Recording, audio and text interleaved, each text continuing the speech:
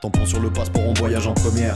On a pris le cockpit pour un vestiaire. Le plan de vol fait tanguer comme une croisière. On prend le pouvoir ici, faut investir. Le clubhouse est ouvert, c'est la zizanie. On finira par chanter la zizaoui. Des histoires de voyage t'as les Maoris. Tamponner commence ici. Bonjour à tous et bienvenue dans ce deuxième épisode de Tamponner, le podcast dans lequel on reçoit un invité pour discuter un peu de rugby à l'étranger, de dépaysement et aussi de découvertes culturelles. Bien sûr, on parlera de troisième mi-temps parce que ça rentre un peu là-dedans. Et pour ça, à mes côtés, j'ai mon acolyte de toujours. Comment tu vas, Greg? Bah, ça va super bien. Je suis assez excité là par la nouvelle personne qu'on va accueillir après Thibaut Flamand. Donc, je pense que ça sera assez intéressant. Mais je t'ai pas posé la question, Romaric. Comment tu vas, toi? Bah écoute, parfait, hein, aussi très impatient d'en découvrir plus sur un nouveau pays. Et d'ailleurs, on s'en va à 10 000 km aujourd'hui, hein. Je crois que c'est la destination la plus lointaine qu'on ait fait pour le moment et on va aller du côté du Japon avec Nicolas Kraska qui a joué pendant, je crois, quasiment 6 ans. D'ailleurs, Nicolas, comment tu vas? On est ravis de t'accueillir dans ce podcast. Salut à vous deux. Écoutez, ça va très très bien, merci.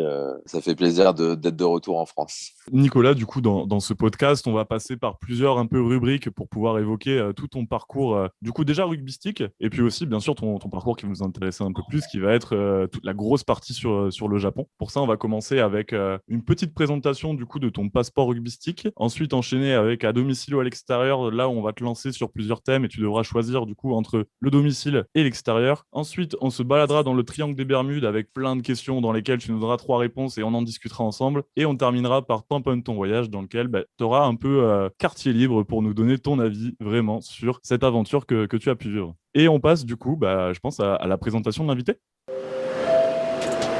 Final call for boarding. Final call for boarding. Avec un énorme tampon.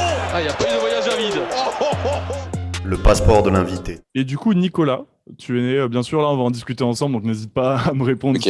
sur toutes les informations. Donc, du coup, tu es né en 1989. J'ai pas trouvé ton lieu de naissance pour le coup sur Internet. Je suis né, j'ai grandi dans la banlieue parisienne, dans les Hauts-de-Seine, donc à Courbevoie. J'ai passé toute mon enfance là-bas jusqu'à mes 21 ans et après être passé au Racing, je suis parti à Albi. Oui, du coup, tu l'as dit, tu fais toutes tes classes à l'école de rugby de Courbevoie. Et puis, comme beaucoup de jeunes un peu du bassin francilien, tu as eu le choix, j'imagine, entre le Stade français et le Racing et peut-être Massy. Ça s'est opté plutôt vers le Racing. Exact. J'ai commencé à 9 ans au rugby club de Courbevoie. C'était top. J'ai passé 5-6 ans. Et en fait, voilà, comme tous les gamins, tu as les sélections du 92, après tu as l'IDF. Et à l'issue de l'IDF, quand tu dois rentrer en seconde, on m'a proposé la Canale. J'étais pas hyper chaud parce que pour moi, à l'époque, le rugby, c'était vraiment le mercredi après-midi avec ses potes. 16h, tu bouffes ton petit 4 quarts avec les quatre petites plaquettes de chocolat avec ton chocolat chaud. Donc, voilà, moi, c'était ça au début, le rugby. Et ensuite, voilà, j'ai eu le choix entre Massy, le Stade et le Racing. Et en discutant autour de moi, et puis c'est vrai qu'il y avait un petit souci financier dans le sens où le club dans lequel je serais allé devait payer des indemnités de formation. Et c'est vrai que Massy et le Racing étaient plutôt chauds, le Stade non, alors que j'étais plus chaud à l'époque parce que le Stade français était vraiment au top de sa forme quand j'avais 15-16 ans, quoi. Donc c'est vrai que tout le monde voulait aller au Stade. Et du coup, eux, ils étaient plus chauds de faire un tutorat. Mon président de l'époque était pas pour un petit embrouille. Et du coup, le Racing est venu comme un cheveu comme un cheveu dans la soupe et dire voilà, nous on est prêt à payer. Et c'est comme ça que j'ai décidé de partir au Racing. D'ailleurs, au Racing, il me semble qu'au final, ça s'est plutôt bien goupillé puisque tu finis quand même champion de Pro D2 en 2008-2009. Ouais, exact. Vraiment, je pense que en vrai, j'ai toujours une très bonne étoile mystique parce que voilà, hein, j'ai pas non plus un gabarit dingue, j'ai des petits gabarits, un peu rapide, tu vois, dynamique. J'avais pas peur de plaquer, mais j'avais pas un gabarit hors norme, quoi. Je pense que j'ai toujours été là au bon endroit, au bon moment. Et c'est vrai qu'au Racing, bah, j'ai fait mes matchs, etc. Quand je suis arrivé en Crabos deuxième année, après j'ai fait les Réchelles. Et puis dès que j'ai pu m'entraîner avec les espoirs à 18 ans, bah, je suis monté direct en espoir. Ça se passait plutôt bien, même si à l'époque le rugby, l'équipe espoir, et le Racing à l'époque, c'était pas top. Voilà, j'ai fait mes classes. On m'a surclassé assez tôt en espoir, mais ça s'est assez bien passé. J'ai pris pas mal d'expérience. Et après, c'est vrai qu'à 19 ans, j'ai fait mes premiers entraînements avec les pros parce que le Racing venait d'ouvrir les portes de son centre de formation et je faisais partie de la première promo. Voilà, de fil en aiguille, tu fais de plus en plus d'entraînements avec les pros et puis à un moment, tu as ta chance. Et puis, j'ai aussi eu cette chance et cette opportunité de jouer quand le Racing est monté en top 14 et jouer la montée. Donc, ouais, c'est plutôt cool. C'est à ce moment-là que tu brigues quelques sélections universitaires, je crois, avec France Universitaire et peut-être même avec France Seven à l'époque? Ouais, alors ce qui s'est t'étais bien renseigné, hein. T'es bien renseigné. On a essayé. Euh, ouais, en fait, je pense que tout a commencé avec le Sevens. Pour être honnête, donc à 18 ans, donc j'ai eu le bac. Voilà, donc j'ai intégré l'IDF 7, donc universitaire, pardon, l'IDF U7. Il y avait un tournoi universitaire qui s'appelait l'IDEKI A7, un truc dans le genre qui se passait à Bayonne. Et c'est là où vraiment, je pense que les entraîneurs du Racing ont vraiment vu mon potentiel, je pense. Suite au Sevens, suite à ce tournoi-là, je suis parti avec les Bleus Sevens au Kenya. Ça s'est super bien passé aussi. Et en revenant, j'avais un pied à 15, un pied à 7. Et du coup, j'ai jamais lâché le 7. Et le 7 m'a beaucoup aidé, c'est vrai, pour le 15. À chaque fois que j'ai pu partir faire des sélections, enfin des détections pour l'IRB, le Racing m'a permis d'y aller. De fil en aiguille, j'ai eu 2 sélections en IRB, quoi. Du coup, peut-être que le goût des voyages est aussi peut-être un peu venu avec le Seven, et notamment un premier voyage pour quelqu'un qui a toujours grandi en région parisienne, du côté d'Albi. Ouais, c'est vrai. Alors, c'est vrai que je me voyais pas du tout quitter l'Île-de-France et Paris. Je m'étais dit, ouais, je resterai toute ma vie sur Paris. Et en fait, j'ai eu cette opportunité-là. Et puis, j'avais pas trop le choix parce que le Racing ne me gardait pas. Et le Sevens, à ce moment-là, c'était pas pro. Ils offraient pas de contrat professionnel. Donc, Albi est arrivé comme ça en me proposant un contrat d'abord espoir, un contrat espoir pro. Et je t'avoue que en y réfléchissant, je me suis dit, bon, allez, à 21 ans, c'est peut-être le temps de sortir de chez toi, de ta zone de confort. Ouais, Albi, il me semble que ça fait 3 saisons, dont 2 où tu joues vraiment pas mal. Ça se passe un peu moins bien sur la fin, et tu pars vers Cognac, du coup, en fédéral 1. Exact. Donc, je fais 3 saisons à Albi. Je crois que je fais ouais, une soixantaine de matchs. Une première saison full. Je crois que je dois faire 29 matchs sur 30, un truc dans le genre. La deuxième saison, pareil, une vingtaine de matchs. Et la troisième, ça se passe beaucoup moins bien. C'est vrai qu'il y a plus de concurrence. J'ai joué avec Gabriel Lacroix qui était en train d'exploser. Le club lui faisait très confiance. Et puis, il y avait aussi Timmy Lai à Agen maintenant. Donc, la concurrence était assez difficile. Puis, il y avait aussi de petites guerres internes. Ok, et du coup, notamment, tu passes par Cognac l'année d'après à Albi, et c'est là où vraiment tout se met en route sur ton recrutement au Japon qui va arriver quelques mois après. En fait, je demande à World Rugby comment faire pour avoir pour être en fait considéré comme Asian Passport Holder parce que faut savoir qu'au Japon, le quota d'étrangers est très restreint. Donc avant que j'arrive, tu avais le droit à 5 étrangers sur le terrain plus un Asian Passport Holder. Donc parmi les étrangers, c'était 2 joueurs étrangers capés et 3 non capés. Et l'Asian Passport Holder, c'était par exemple un Coréen ou il fallait que ce soit quelqu'un qui ait des origines asiatiques. Moi, j'ai cette chance, ma maman est thaïlandaise. Je pouvais passer par ce quota-là et donc pouvoir jouer au Japon parce qu'avec mes caps en Seven, je comptais comme un joueur capé. Donc, impossible de jouer à la concurrence contre un All Black ou un Bok ou un Australien. Coup de chance énorme, le Sevens passe au JO et il y a cette règle où on peut changer de nationalité sportive une fois. Donc, je fais les démarches auprès de World Rugby, sauf qu'il se passe plus de 6 mois avant d'obtenir, je sais pas comment on peut dire en français, cette lettre d'éligibilité à jouer en tant qu'asiatique sur le terrain. Et donc, c'est vrai qu'entre-temps, j'ai essayé de voir où est-ce que je pouvais jouer et j'avais pas trop de portes intéressantes en Pro D2 ou en Top 14. Puis, c'est vrai que j'étais un peu dégoûté du rugby pro. Enfin, dégoûté, c'est un grand mot, mais je trouvais que c'était vachement un monde de requins et c'était dur, quoi, parce que ma dernière année à Albi, c'était pas bien passé non pas parce que je jouais mal, mais parce que il y avait des guerres internes au club. Mais bon, c'est pas grave, j'ai eu ma chance quand même. Mais sauf que les seules opportunités qui arrivaient me plaisaient pas. J'avais un très bon pote, JB Cotte, qui avait signé à Cognac et qui me dit, Nico, on recherche des joueurs, toi t'es polyvalent, tu peux jouer au centre et à l'aile, est-ce que ça t'intéresserait? Je lui ai dit, ok, vas-y, mets-moi en contact avec le président. Ça se passe super bien, super bon feeling. Je les mets au courant aussi de ce qui se passe, que j'essaye en fait d'aller au Japon, mais que leur projet me plaît et que tant que je n'aurai pas le feu vert de World Rugby, je resterai à Cognac et je me donnerai à fond. Et voilà, donc je suis parti 6 mois à Cognac. Et il me semble que tu vas arriver au Japon en avril 2015 du côté des Toshiba Lupus Brave, mais que c'est quand même assez marrant parce que tu es passé par LinkedIn, il me semble, pour trouver ton futur club, c'est ça? C'est à ce moment-là, en fait, où, avant d'aller à Cognac, en fait, je me suis renseigné où est-ce que je pourrais jouer au rugby à l'étranger, en fait. C'est vraiment à ce moment-là où je me suis intéressé, où est-ce que je pourrais, grâce à mes aptitudes et à mon expérience professionnelle, où est-ce que je pourrais jouer dans le monde. Et j'ai envoyé mon CV à Hong Kong, en Australie, en Nouvelle-Zélande, aux États-Unis et au Canada. Et en fait, je sais pas pourquoi. Je crois une fois en lisant le middle, je vois que c'était Sonny Bill ou Mahanonu qui avait signé au Japon et c'était en gros c'était la news du moment, l'actu du moment où vraiment c'était un truc de fou, une grande star All Black signe au Japon et c'est là où je me suis intéressé au championnat japonais et j'ai vu que j'avais peut-être les moyens d'y aller.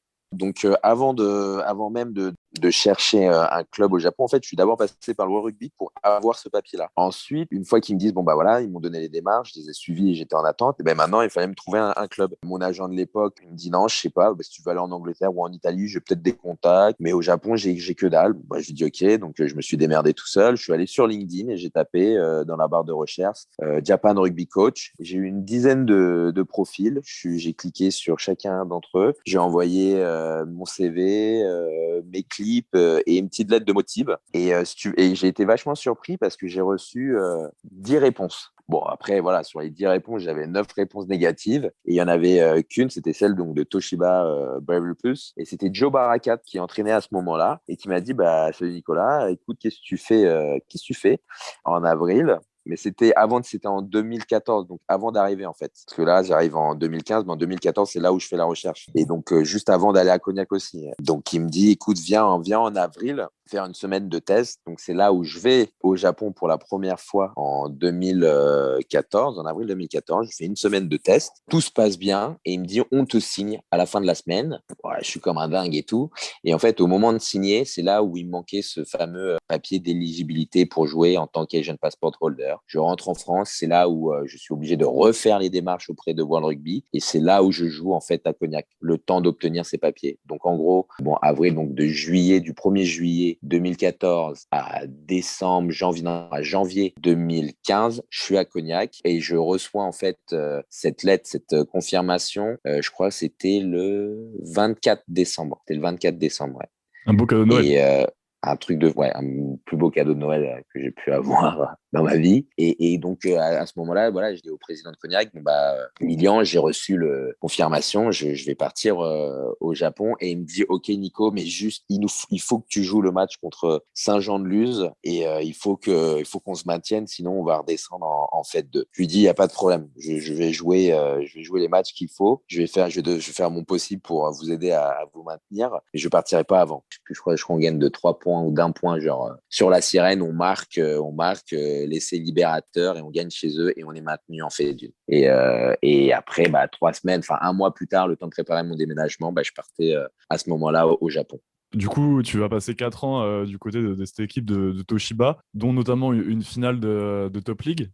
Ouais, ma première année, c'est une année de dingue, 2015-2016. Cette saison-là a été juste folle. Donc, il y a je rejoins François Stein, que je connaissais du Racing, Richard Cahuy, Liam Messam, genre équipe de dingue. Donc, il y avait Michael Leach qui commençait vraiment à exploser, qui allait gagner contre l'Afrique du Sud pendant la Coupe du Monde. Tous les Japonais qui étaient dans l'équipe étaient dans leur prime time. Donc, c'était une grosse équipe. Il y avait une ambiance de dingue, une grosse concurrence entre les joueurs, mais qui était assez saine. Et puis, il y avait une émulation entre nous. Enfin, tu sentais que quelque chose pouvait se passer cette saison-là. On avait aussi un coach qui venait d'Afrique du Sud, Jimmy Stonehouse, un génie du rugby. Il est arrivé avec ses plans de jeu, etc. C'était quasi militaire. Je me souviens, on avait un gameplay où il y avait, je crois, 50 pages qu'on devait apprendre par cœur. C'était comme à la NFL. C'était tellement rodé que, je t'avoue, au bout de 2 mois, on s'est dit, on peut gagner le championnat, quoi. Et on part jusqu'en finale, une finale de dingue où on est mené de 14 points jusqu'à la dernière, les 10 dernières minutes, on revient et à la 85e minute, on marque l'essai qui était censé être libérateur. François Stein tape une transformation, je pense, à sa portée, un peu décalée à droite, et il la rate, et au final, on perd d'un point, quoi. Ça aurait été le top, je pense, de ton aventure au niveau sportif au Japon. Donc, tu passes 4 ans de ce côté-là. Entre-temps, le rugby au Japon devient aussi un peu plus important puisque les Japonais battent l'Afrique du Sud 2015, si je dis pas de bêtises. Et du coup, en 2019, tu rejoins les Shimizu Blue Sharks en D2 japonaise. Donc, les 4 ans à Toshiba, c'était top, hein. J'ai vachement mûri en tant qu'homme. J'ai beaucoup appris aussi en tant que rugbyman, aux côtés de, que ce soit Stein, de Kawi. Kawi donnait beaucoup de son temps auprès des Japonais et des jeunes étrangers comme moi pour nous améliorer techniquement et sur le plan de jeu, etc. Donc, j'ai beaucoup appris avec Toshiba. Bon, après, j'ai aussi beaucoup appris sur moi, et apprendre sur moi. Ça m'a fait grandir en tant qu'homme, parce que j'ai dû me plier à la culture japonaise très différente de la France, où par exemple j'ai vraiment appris à prendre sur moi et à être moins impulsif, parce que je me suis pris la tête avec le nouveau coach les 2 dernières années, où j'ai pris un frigo d'1 an et demi parce que j'avais eu le malheur de le contredire et d'exprimer mon mécontentement devant tout le monde. Et ça, au Japon, ça se fait tout simplement pas. Et du coup, j'ai eu le droit à une punition pour me faire comprendre et pour me donner, en fait, c'était une leçon de vie japonaise, quoi. Ça s'appelle le Ijime. Ça a été très dur, mais je pense que ça m'a vraiment servi pour devenir l'homme que je suis. Donc, c'est vrai qu'après ce moment difficile, mais mentalement, en fait, comme ça m'avait tellement bien préparé, ce placard d'1 an et demi où j'ai rien lâché, j'étais présent à tous les entraînements, je voulais jouer, quoi. Et je voulais prouver à cet entraîneur-là qu'il avait tort de faire ça, même si que c'était qu'une question d'ego, et voilà. Mais bon, c'était dans leur culture, et au final, je l'ai accepté. Et quand mon contrat se finit, je cherche un autre club parce que j'ai envie de rebondir et je veux rester au Japon. J'avais des opportunités en France, mais je voulais pas rentrer en France. Je me disais non, mon aventure japonaise, elle peut pas se finir comme ça. Je peux pas sortir par la petite porte. Fait trop de sacrifices pour en arriver là. Je rentre en France, le temps de chercher. J'ai des contacts aux États-Unis, donc je pars faire le tournoi du Sevens à Las Vegas, mais le tournoi Invitational. Donc l'invitation, en gros, c'est le tournoi B de Vegas avec les Tigers Rugby, qui est l'équipe d'Atlanta, quoi. Ça se passe bien aussi, et ils me disent, est-ce que ça te dit de jouer aux States? Je leur dis ouais, trop et tout, je suis chaud, quoi. Sauf qu'après ils me donnent le salaire et plus les conditions de vie. Bon, voilà, je voulais pas faire ma star, mais c'était un peu compliqué avec une épouse enceinte de 8 mois. C'était juste pas possible, quoi. C'est après ce tournoi qui se passe super bien. On joue contre le Japon moins de 25. Ça se passe bien aussi contre eux, et du coup je reçois un appel 2 semaines après. Et en fait, c'est mon agent qui me dit ouais, Nico, il y a Shimizu qui est intéressé par toi. Ça fait déjà 2 ans qu'ils te suivent. Est-ce que ça t'intéresse? Donc, je prends contact avec le club. Un bon feeling. Mais tu vois, genre, j'ai pas d'offre claire, quoi, et nette. Donc, je leur dis, bah, ouais, votre projet m'intéresse, mais il me faut une offre. Entre-temps, il y a quand même pas mal de semaines qui passent. Et en rentrant à Paris, bah, on se plaît bien, tu vois. On se dit, bon, ou alors peut-être, pourquoi pas partir en Fédéral 1 vers Suresnes. Comme ça, on est en région parisienne. Ma femme, elle est parisienne. Elle aurait du travail. Moi, bah, ça me va de bosser et de jouer en Fédune à Suresnes parce que j'avais pas mal de potes. Et puis, c'est à côté de là où j'ai grandi. Donc, je me tâte. Je rencontre le président de Suresnes. Pareil, bon feeling. Il me propose un taf et donc, du coup, une reconversion dans sa boîte. Franchement, je leur dis, bah, écoutez, ouais, moi, je suis partant. Allez, on signe. Ils me disent, bah, reviens demain et on signe. Et coup du sort, enfin, c'est vraiment genre 1 heure avant d'aller à Suresnes, j'ai mon agent qui me rappelle et qui me dit, Nico, est-ce que tu as signé à Suresnes? Je lui dis, bah, non, mais là, j'y vais. Et il me dit, non, non, attends et tout, je viens de recevoir leur offre, je te la forward par mail. Je vois l'offre, je rappelle direct ma femme en urgence, je lui dis, Agathe, je viens de recevoir l'offre de Chimidu, qu'est-ce qu'on fait et tout? Et bah, elle me dit, bah, Nico, non, c'est une trop belle offre, tu peux pas la refuser. Même si c'est qu'1 an, on y retourne. Et voilà, et du coup, une semaine plus tard, on se retrouve à Yokohama. Alors, donc l'aventure japonaise continue. Tu passes 2 ans. T'as un retour en France assez compliqué. Je sais que tu en as beaucoup parlé dans plusieurs médias. Je crois notamment qu'il y a eu des problèmes avec deux personnes de la direction. En tout cas, on invite personnes qui voudraient en savoir plus sur ces situations. Bah, allez voir checker tes profils Insta et Twitter. Tu relayes pas mal les articles et aussi tu parles de ta situation là-dessus. Et je vais t'inviter du coup à parler des choses un peu plus sympas quand même. Ce sont les régionaux de l'étape. Et tu prends le bus et c'est une aventure colossale. À domicile ou à l'extérieur. Bon, Nicolas, tu l'auras bien compris, hein, ça va être assez simple comme partie. On va te poser des questions sur des thèmes assez larges et tu devras répondre si c'est à domicile ou à l'extérieur. On t'invite aussi à bien développer les réponses, c'est même souhaité. On va rentrer dans le vif du sujet un peu, on va commencer avec la nourriture. Alors là, c'est à domicile ou à l'extérieur? Ou autrement dit, est-ce que tu préfères le bœuf bourguignon au bœuf de Kobe? À domicile, 100%. Ouais, non. Alors, voilà. Alors, quand tu arrives au Japon, c'est top. Tu découvres les sushis, les vrais sushis, pas ce qu'on te vend là. C'est pas le chinois du coin qui se dit japonais qui te vend des sushis, les makis, etc. Les vraies spécialités japonaises. C'est vraiment top. Pareil, le bœuf de Kobe, Wagyu, etc. En fait, à un moment donné, au bout de 2-3 mois, même pas, tu as fait le tour. Tu as fait le tour de leur gastronomie. Et je t'avoue que le fromage me manquait tellement, le saucisson, les baguettes, le croissant, les pains au chocolat. Enfin, non, il y a pas photo à domicile. Prochaine question, elle tourne plutôt autour de l'alcool, pareil, à domicile ou à l'extérieur? Bon, en termes de bringue, c'est à domicile. Là où j'ai fait les plus grosses fêtes, les plus grosses troisième mi-temps, c'est en France. Il n'y a pas photo. Pareil. Après, par contre, je dirais à l'extérieur parce que pour faire la bringue au Japon, c'est pas cher. C'est vraiment pas cher. La bière est moins chère que le verre d'eau. T'as des happy hours qui durent toute la nuit. C'est simple, tu as même le système d'open bar qui existe encore. C'est-à-dire que tu payes 50 € et tu as open bar alcool et open bar bouffe, open buffet, quoi. Ah, c'est un truc de malade. Là-bas, c'est un truc de fou. Pour le coup, ça, c'était trop bien. Tu viens, tu prends tes 50 € et 50 € encore, c'est pour les trucs un peu hype, un peu cher.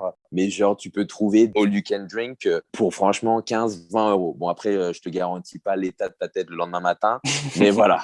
Et tu faisais souvent la fête avec tes coéquipiers, japonais ou étrangers? Bah écoute, pas tant que ça au final, j'étais un peu déçu. Moi, je m'attendais après avoir regardé Lost in Translation, me retrouver dans des boîtes de malades et tout, de voir des trucs hallucinants. Et ben non, en fait, gros fail, pas du tout.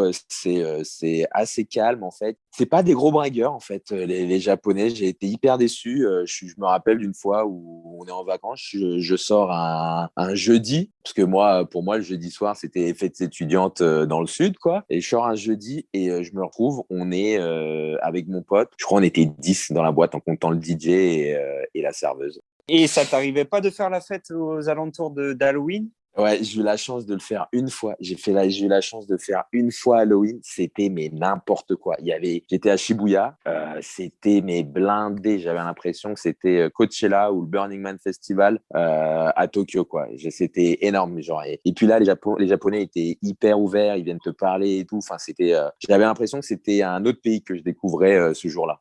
Les transports en commun, t'es plutôt à domicile ou à l'extérieur? À l'extérieur. La qualité des transports au Japon est indéniablement supérieure à ce que tu as à Paris. Enfin, à Paris, parce que bon, bah, j'ai vécu toute ma vie à Paris. Et en France, quand j'étais à Albi, il n'y avait pas de transport en commun, quoi. Au Japon, tu as des bus partout, tu as des trains, tu as le métro, TER, RER, tu as tout ce que tu veux. Le TGV, c'est nickel, c'est propre. Tu pourrais bouffer par terre dans le métro, tu choperais rien. Tout est propre, les gens font la queue, c'est pour te dire, tu peux aller faire caca dans les chiottes du métro, c'est clean, tu vas pas choper tu vas choper aucun virus. Sinon, niveau Coupe du Monde, j'imagine que tu as vécu celle en France en 2007 et tu as également vécu celle en 2019 au Japon. Alors, j'ai envie de dire Coupe du Monde plutôt à domicile ou à l'extérieur? Bah, malheureusement, mais je pense que c'est un coup du sort, hein. Comme il y a eu Agibis et comme par hasard France-Angleterre, le seul match que je voulais aller voir, boum, Agibis. Donc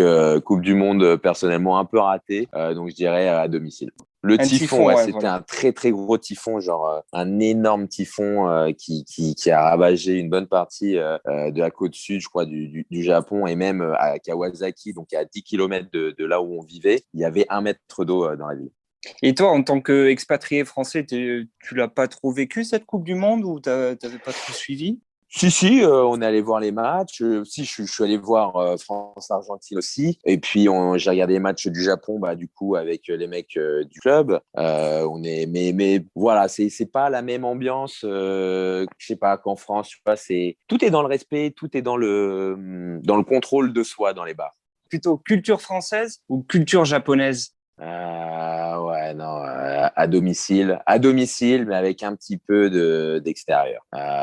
Au Japon, la culture était quand même, c'est une culture très très pesante, hein, c'est très coercitif. Il faut rentrer dans les rangs, tu dois respecter la hiérarchie. On te demande surtout de suivre et d'être un bon petit soldat, d'être un bon rouage dans le fonctionnement du système. On te demande pas on te demande pas de poser des questions, on te demande pas non plus de prendre des initiatives. Il faut que tu sois un bon petit mouton, quoi, c'est ça. Et même dans le rugby, c'était un peu difficile. C'est là où j'ai vu qu'il y avait une grosse différence culturelle, où c'est tacite, hein, c'est dans leur culture. On ne contredit pas son supérieur, on ne contredit pas le coach, même quand le coach te demande est-ce que vous êtes d'accord avec moi ou est-ce que vous avez quelque chose à rajouter. Tout le monde baisse les yeux, tout le monde attend que ça passe. Moi, j'ai eu le malheur de me prendre la tête une fois avec le coach parce qu'il avait tort et que je l'ai fait savoir devant tout le monde et qu'il le savait qu'il avait tort. Mais ça s'est pas passé, quoi. T'as pas le droit. T'as pas le droit de contredire ton senpai, la personne qui est au-dessus de toi, qui est plus âgée. Et t'as encore moins le droit de contredire ou de faire perdre la face à ton kantoku. C'est la personne qui a autorité sur toi, quoi. Ouais, c'est ton supérieur. Donc ça, c'était très difficile. C'était très, très difficile, surtout à Toshiba. Après l'expérience où j'ai compris qu'il fallait ne rien dire et qu'en fait, il faut garder pour soi ou alors, en fait, il faut demander une réunion individuelle pour pouvoir exprimer son mécontentement ou son désaccord. Voilà, ça passe. C'est vrai que ça, c'est difficile pour, par exemple, je pense, pour des Européens. Enfin, nous, on n'est pas d'accord, on gueule, on manifeste, on se fait entendre, tu vois. Enfin, j'ai l'impression qu'on t'apprend à t'exprimer et à vraiment dire et développer tes sentiments et tes émotions devant tout le monde. Alors qu'au Japon, pas du tout. Il faut tout garder, il faut contrôler, il faut rien faire paraître. Et ça a été très, très, très, très difficile. On comprend ces quelques différences culturelles. Sinon, au niveau de la météo, tu es plutôt domicile ou extérieur? C'est difficile, hein, c'est difficile. Elles sont différentes quand même, j'imagine. Elles sont différentes, mais en même temps, elles sont assez similaires selon où tu es dans le Japon. Par exemple, à Tokyo, pareil, tu as les 4 saisons, mais sauf que l'été, tu as la saison des moussons où il fait extrêmement chaud, extrêmement humide. C'est un peu difficile, ça, surtout quand tu t'entraînes. Tu as beau t'entraîner à 17h, il fait encore 35 degrés et 90% d'humidité. Très dur. Mais par contre, si tu vas dans le nord l'été, pendant la période de mousson, c'est agréable. Il doit faire aller au max peut-être 25, 28 degrés, mais il fait 50, 40% d'humidité. Donc, c'est beaucoup moins qu'à Tokyo, par exemple. Après, je me souviens des étés à Albi, enfin de mes saisons à Albi où c'était top, il faisait beau tout le temps. Difficile. Franchement, là, je crois que je dis non, ex aequo. Je peux pas choisir, je sais pas. Et tu nous avais parlé du typhon Agibis du coup pendant la Coupe du Monde, mais est-ce que du coup quand tu vis au Japon, t'étais conscient que ça peut t'arriver entre guillemets à tout moment, ce genre d'événement un peu Ouais, météorologique? ouais, bah, comme les tremblements de terre, en fait, tu t'y fais. Tu t'y fais très, très vite. Les deux premiers, tu flippes, tu dis, ah, qu'est-ce qui se passe et tout. T'as l'impression que c'est la fin du monde. Et au final, bah non, tu t'y habitues. Pareil, pour les typhons, en fait, t'as des typhons qui sont minimes, quoi. Et c'est juste, il pleut beaucoup, ou il y a beaucoup de vent. C'est pas si impressionnant que ça. Donc, non, tu t'y fais. Tu t'y fais très, très, très, très rapidement. Après, bon, moi, j'avais la chance d'être à chaque fois vers Tokyo ou Yokohama. Donc, en fait, on était assez épargnés par les gros typhons. Alors que quand tu vas dans le Kyushu, donc dans le sud du Japon, c'est très, très dur vers là où il y a Fukuoka. Et, ils sont tout le temps touchés par les tremblements de terre, glissements de terrain, typhons, tsunamis. Là-bas, ça doit être plus difficile, ça doit être plus chaud à s'adapter. Mais là où j'étais, ça allait, tu vois. Mais ma prochaine question, elle porte plus au niveau du rugby. Est-ce que tu es plutôt French flair ou jeu de vitesse et mouvement des Japonais? Bon, alors, pour le coup, très à l'extérieur, mais le truc, c'est que pareil, ça rejoint en fait les questions de culture au Japon. Donc, le rugby au Japon, et quand tu es comme moi, où tu as un petit physique, où tu joues plus sur l'évitement et que tu joues à l'aile, en France, j'étais à l'aile, je touchais 5 pauvres ballons, c'était des up and under, c'était naze, quoi. Genre, je m'amusais pas. Au Japon, je touchais 15 ballons, sur les 15, il y en avait 8 négociables, enfin jouables. Donc c'était top, mais par contre voilà, les Japonais ont beaucoup de mal à sortir du cadre de jeu. Si tu as une combine et que au lieu de devoir faire la croisée, tu as juste à faire une passe, les mecs ils vont pas faire la passe, tu vois, ils vont quand même faire la croisée et ça va te bouffer ton 2 contre 1 ou ton espace, tu vois. Ça c'était aussi assez difficile, ils avaient beaucoup de mal à prendre des initiatives, mais ça c'est encore une fois, ça fait partie de leur culture. Donc c'est ce qui me manquait avec la France. En France, tu vois, tu sens le rugby, t'as pas besoin de communiquer, si ton pote il fait quelque chose, tu le sens et tu vas t'adapter. Alors qu'au Japon, non, il s'adapte pas. Tu dois suivre le plan de jeu et c'est tout. Donc ça, c'était dur. Et puis après, même sur les valeurs du rugby, au Japon, les valeurs du rugby sont complètement différentes de celles que tu peux avoir en France. Moi, j'ai commencé le rugby où on m'a appris les valeurs à l'ancienne, quoi. Donc tu joues pour ton pote, c'est une famille. Tu peux mourir sur le terrain, tu vois, genre. Tu mouilles le maillot, quoi. Tu mouilles le maillot, ton pote, il fait une merde, bah, tu la rattrapes et puis tu l'engueules pas, mais tu vas le soulever, tu vas dire, vas-y, c'est pas grave, on va se rattraper, c'est pas grave ce que t'as fait, quoi. Alors qu'au Japon, tu fais une merde, et bah, tu dois t'excuser d'avoir fait la merde, et puis c'est toi tout seul, tu vois, t'es tout seul dans le pétrin.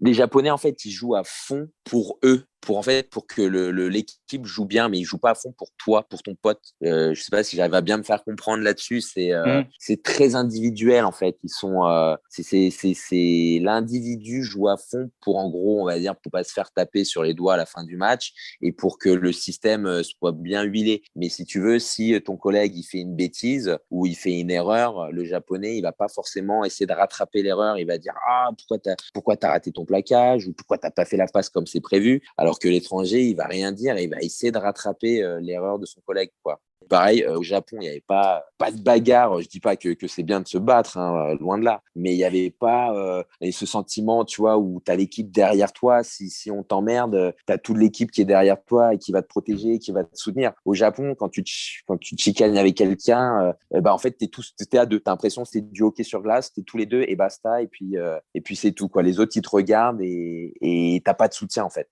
Bon, mais super, tu nous as donné plein d'indications, en tout cas, sur la culture japonaise pour tenter de la comprendre. Et on va continuer, du coup, dans la prochaine partie, le triangle des Bermudes. Il possède toutes les caractéristiques d'un triangle ordinaire. Le triangle des Bermudes. Tu connais pas ? Donc du coup, dans cette partie, Nicolas, tout simplement, je vais te poser plusieurs questions et le principe, ce sera que tu me donnes 3 réponses. Après, on les développera un petit peu ensemble, bien sûr. Déjà, on va commencer. En tout cas, t'as préféré la gastronomie française, je peux totalement le comprendre. Par contre, est-ce que tu aurais quand même 3 recommandations culinaires pour nous, côté japonais ? Écoute, en fait, de suite, ce qui vient à l'idée, c'est le bœuf de Kobe. Ensuite, les sushis, les vrais sushis japonais, hein. En 3, les glaces. J'étais dingue de soft cream, ils appellent ça comme ça, là, les soft cream de Hokkaido, du nord du Japon. C'était une dinguerie.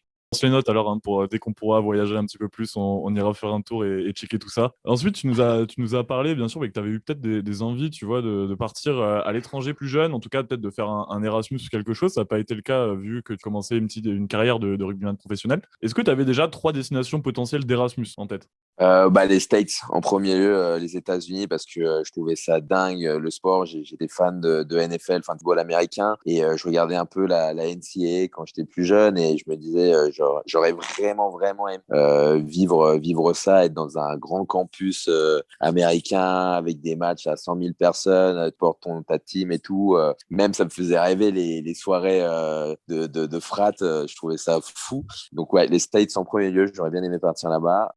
Après, c'est vrai que j'avais vraiment envie de partir aux États-Unis, donc je m'étais jamais vraiment penché sur d'autres pays. Moi, j'aimais bien partir en Thaïlande. J'ai un pote qui a fait son Erasmus à Bangkok, donc je l'ai rejoint plusieurs fois. Et on a fait la fête, c'était juste fou. Bon, je connaissais déjà parce que ma famille est là-bas, mais sinon, je pense que je sais pas, j'aurais peut-être dit Hong Kong aussi. Est-ce qu'il y a 3 joueurs que tu aurais bien aimé ramener dans tes valises du côté de Courbevoie? Ouais, alors je me suis fait 2 bons potes au Japon, James Moore et Conrad Van Wyk, qui on s'est très très bien entendu ma deuxième enfin mes 2 dernières années à Toshiba. C'est vraiment mes potes, mes vrais frérots là-bas. Il a joué avec Kuni. Conrad est venu avec moi aussi à Shimizu lors de ma deuxième année. Donc ouais, lui je l'aurais bien ramené à Courbevoie, je m'aurais kiffé. C'est vrai que j'aurais bien aimé aussi ramener Luc pour lui montrer ce que c'était de faire la fête à Courbevoie, parce que il y a une très très bonne ambiance en vrai. Ils organisent tous les étés le festival de Courbicella au Clubhouse, et c'est juste une dinguerie. Sinon, un autre joueur, non, juste quand j'étais plus jeune, j'étais fan de Brian Lima. Une autre question un peu dans le même genre. Est-ce que tu as joué un peu au rugby à 7? Tu dois connaître un peu l'esprit Sevens. Est-ce que tu as 3 joueurs que tu as croisés au cours de ta carrière avec vraiment l'esprit Sevens? Pour nos auditeurs, Ouais. l'esprit Sevens, c'est chaussettes un peu remontées. Et après, on y va, et surtout, on y va en soirée, quoi. Ouais, c'est ça. Je sais pas qui ferait que je balance les noms, mais ouais, j'en ai quelques-uns, et c'était en IRB, de très très bons, des très très bons. Moi, je préfère pas les citer. Sinon, Pas de souci, on veut pas te mettre dans l'embarras non plus, hein. mais non, mais j'ai rencontré de très bons types, de très très bons bringueurs, c'est vrai, au Sevens, hein, il y a vraiment du level. Et toujours un peu dans ces eaux-là, 3 traditions de troisième mi-temps qui t'ont marqué. Open bar, ça avait l'air de t'avoir marqué. Ouais, le pen bar, ouais, mais c'était même pas là, parce que la troisième mi-temps au Japon, il n'y en avait pas, honnêtement. Il n'y avait pas de réception d'après-match. C'est les seules réceptions d'après-match que j'ai eues au Japon, c'était ma première année avec Toshiba, et c'était très formel. En gros, donc chacun se fait servir un verre de bière. Les managers, les captains d'équipe parlent, font un petit discours.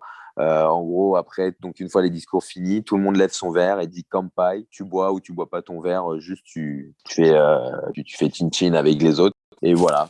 C'était vraiment pas fou, hein. C'était vraiment pas fou les troisième mi-temps ou les réceptions d'après-match. Et c'est vrai qu'à partir de ma deuxième année, en fait, il y en avait plus. Je sais pas pourquoi, mais il y avait plus de réceptions. Bah, après, c'est des trucs vraiment, je pense que c'est assez banal, mais tu vois, plus jeune, j'adorais faire le paquito, voilà, les chansons paillardes, voilà quoi. C'était surtout en France, en fait, où on avait vraiment de très très bonnes troisième mi-temps. Et j'avais pu lire dans une interview qu'au Japon, il y avait parfois la tradition, entre guillemets, qu'il y ait des jeux préparés pour l'alcool, tu sais, pour boire justement dans les Ouais. soirées open bar. Est-ce que du coup, ça t'a marqué d'une certaine façon? Ouais, ça m'a marqué sans plus, parce qu'en fait, il n'y a pas de prise d'initiative, il n'y a pas de surprise. En fait, c'est tout le temps la même chose.